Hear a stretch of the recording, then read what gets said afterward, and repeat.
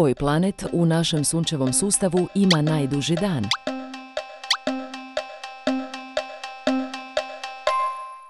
Venera. Koja zemlja ima najviše jezera na svijetu?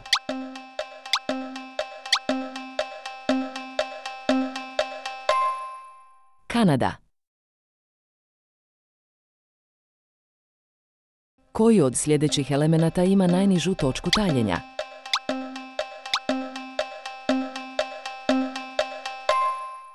Helij.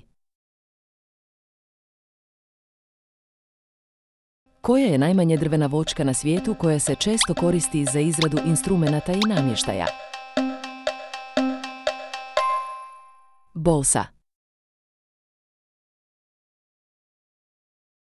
Koja od sljedećih vrsta ptica može letjeti najvišim visinama?